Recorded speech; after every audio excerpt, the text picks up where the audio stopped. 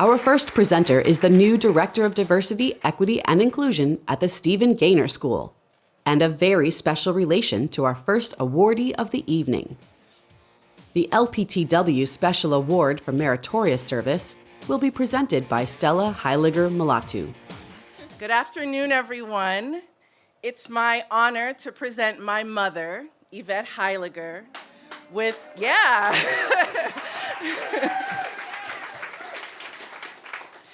the Special Award for Meritorious Service. It's very fitting that my mother be honored with an award for service to the League and to the theater community, because her life has really been a beautiful offering of service to others.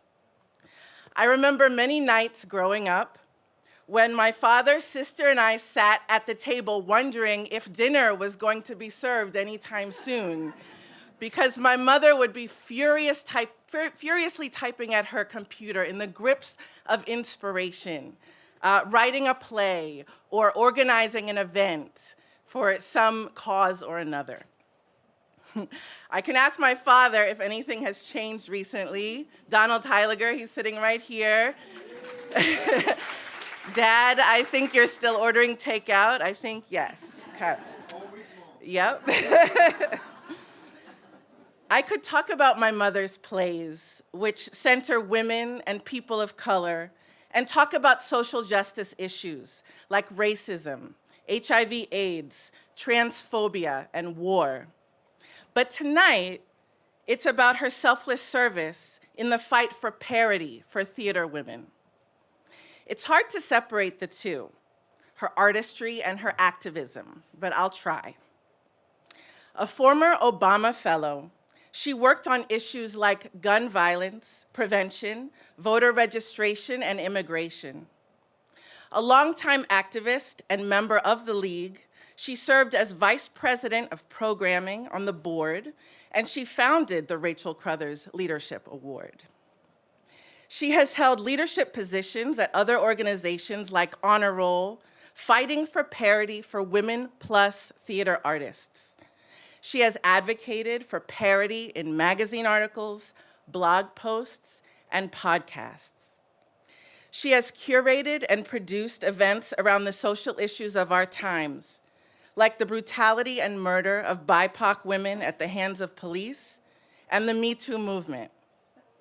In response to We See You, White America, she co-presented a Theater Women's Roundtable to facilitate a space for open dialogue around any gains for Black theater artists. She designed the Artist as Activist workshop to empower fellow artists to be activists.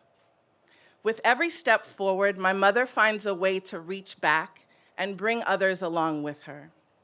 At the American Academy of Dramatic Arts, she co-organizes the Academy Play Reading Meetup, which meets monthly and centers BIPOC and women plus playwrights who are not produced at the same rate as white male playwrights. Whether it's writing plays, marching in protests, calling elected officials, organizing workshops and panels, or writing letters to America's First Ladies, which she has written several, she is determined to serve present and future generations. My mother is the embodiment of the Meritorious Service Award, and it is my honor to present it to her. Thank you.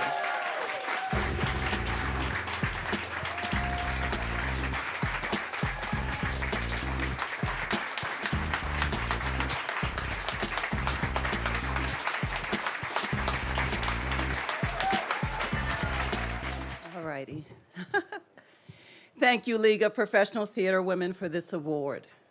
And I also want to thank my sister, Yvonne. She's also my producing partner, my daughters, Stella and Faith, and especially my husband, Donald, for their love and support. My 12-year-old grandson, Zalalam, who is here, he asked me, Nana, are you happy with your life up to now?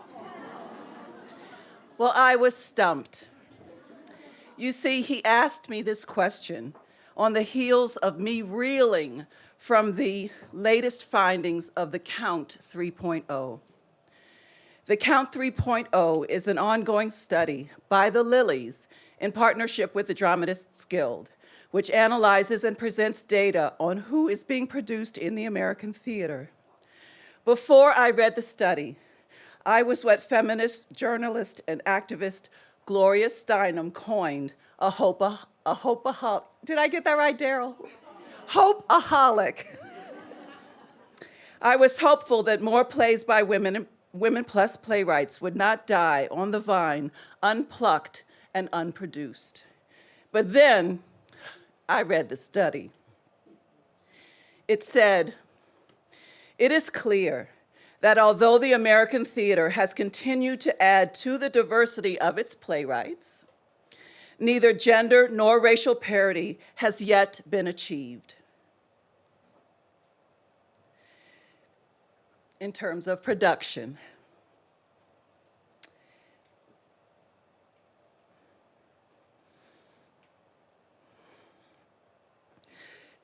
So it might be another 7,500 years for women, huh?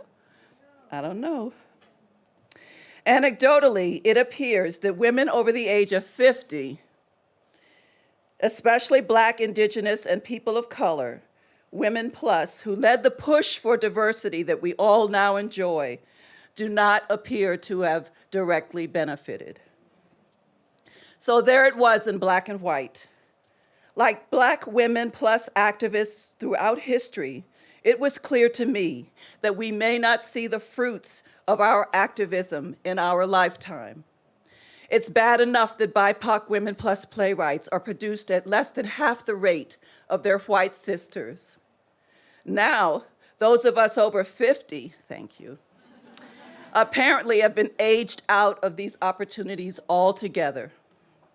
I had hoped that by now, not just one or two of us, but many more of my sisters and I would be able to take our seat at the table. In the words of voting and women's rights activist and leader in the civil rights movement, Fannie Lou Hamer, "We didn't come all this way for no 2 seats when all of us are tired." That's channeling Fannie.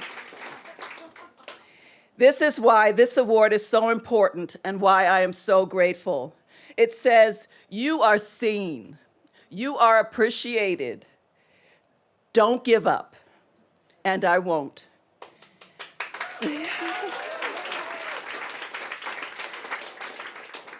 Seeing emerging BIPOC theater women artists like Andrea, Julie, and Genevieve, who are sitting with Margot Astrachan, and a new friend, Aaliyah, it makes it all worth it. So thank you all so much.